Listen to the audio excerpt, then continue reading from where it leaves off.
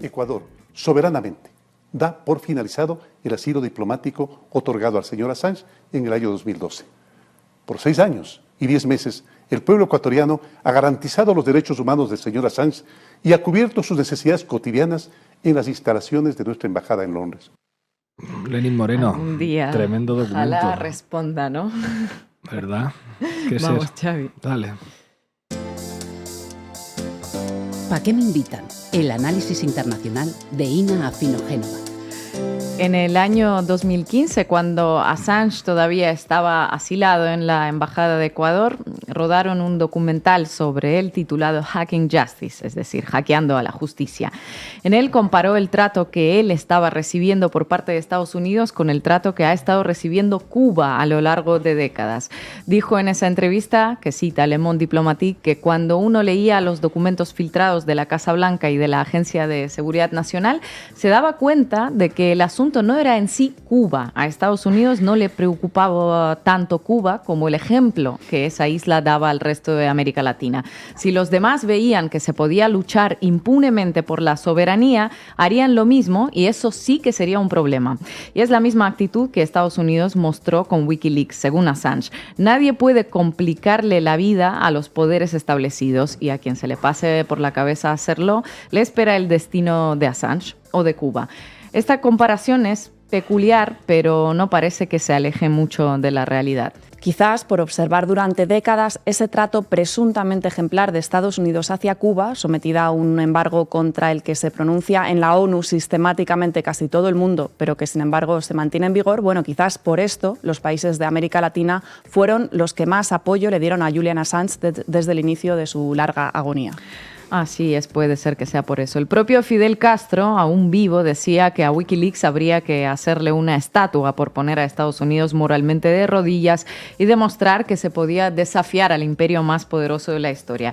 Pero no solo él. Hugo Chávez felicitó a Assange por su coraje y le dijo que temía por su vida justo después de la publicación de algunas revelaciones.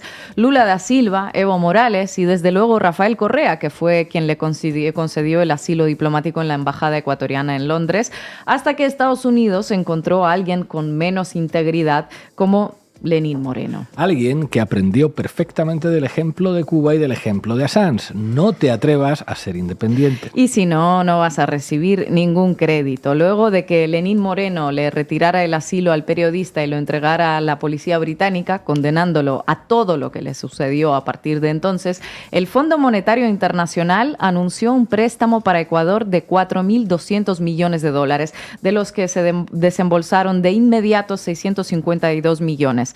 Tanto Rafael Correa como Ricardo Patiño, su ex canciller y la persona que gestionó el asilo a Assange en 2012, dijeron que todo ello formaba parte de un trato con Estados Unidos. Lenín Moreno vendió a Julian Assange por un préstamo con el FMI que encima tendrán que pagar los ecuatorianos, obviamente.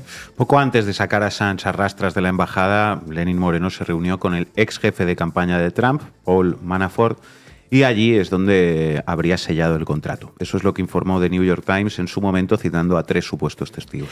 Sí, en un material bastante insultante con Lenín Moreno, porque según esa publicación fue el presidente de Ecuador y sus asesores los que empezaron ofreciendo a Assange a cambio de concesiones financieras. Manafort habría viajado a Ecuador principalmente para ver si podía negociar un acuerdo entre Ecuador y China y quedarse con unas comisiones. Recordemos que el señor fue condenado a 7 años de cárcel en total por fraude.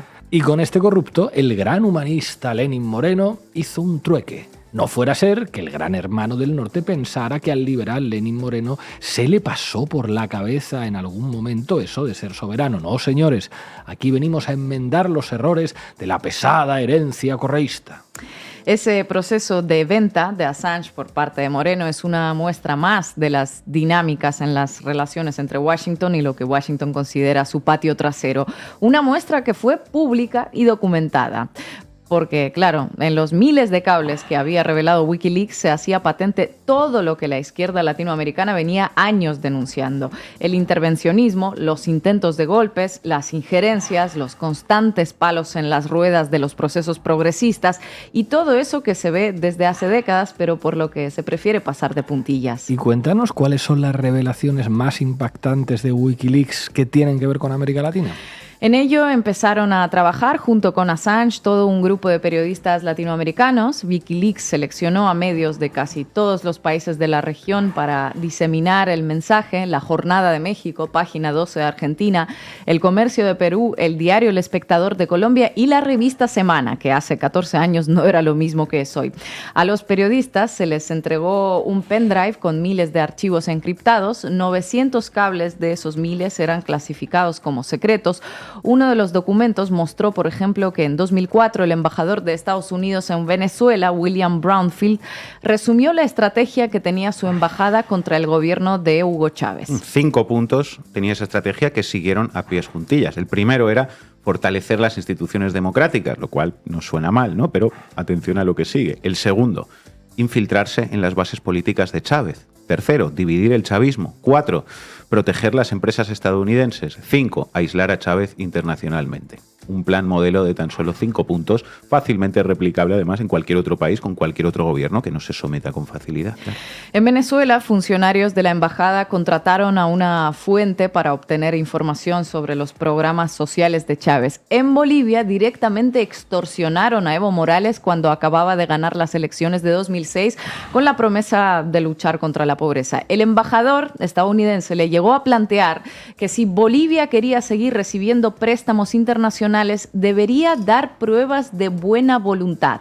Cuando usted piensa en el Banco Interamericano de Desarrollo, debería pensar en Estados Unidos. No se trata de chantaje, es la pura realidad, cita al embajador estadounidense Le Monde Diplomatique. Vaya, qué pragmáticos y directos. Si quieren algo de organismos internacionales que son independientes, pero ya sabemos quién manda ahí, nos tienen que dar a nosotros pruebas de buena voluntad, como las de Lenin Moreno, rematando a nuestro enemigo declarado, por ejemplo. Esa es una buena prueba. Y no es ningún chantaje, es la pura realidad. Bueno, muchos sospechamos que la realidad efectivamente era esa. El problema es que sus portavoces políticos y toda la internacional mediática a su servicio nos estuvieron hablando de no sé qué, de la democracia y los valores y los derechos humanos.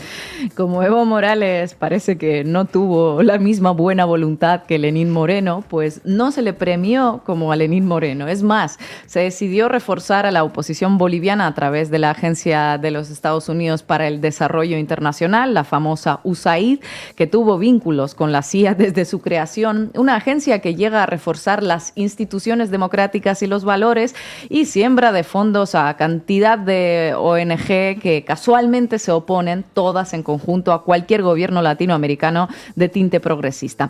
También hubo en esa embajada estadounidense un plan B por si el plan A no funcionaba, un magnicidio, matar a Evo Morales. Lo que pasó en Bolivia después de esto, todos lo sabemos perfectamente, aunque algunos se niegan a llamarlo golpe de Estado. Y la USAID sigue con esas supuestas labores de asistencia a la sociedad civil en varios países de América Latina. Su hijo mimado en México es Mexicanos contra la corrupción y la impunidad, que bueno, ya podéis imaginar de qué pie cojea.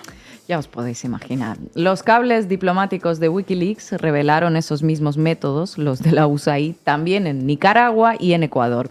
En Perú, por ejemplo, sabemos gracias a Wikileaks que Alberto Fujimori y su hija Keiko Fujimori fueron a la embajada de Estados Unidos para idear estrategias para que el infame expresidente volviera al poder.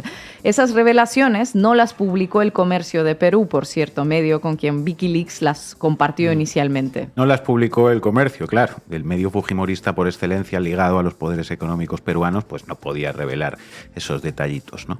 Algún día habría que analizar también lo que las filtraciones de Wikileaks revelaron sobre el servilismo de ciertos medios de comunicación.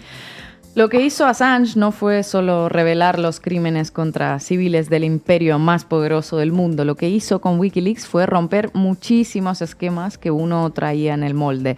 Quedaron expuestos los diplomáticos, los políticos, los medios tradicionales, todos. La sacrosanta promoción de la democracia quedó manchada de por vida. Y eso es lo que no son capaces de perdonarle, que les haya hecho perder toda credibilidad, aunque vaya a ser a costa de su propia vida. Gracias, Sina.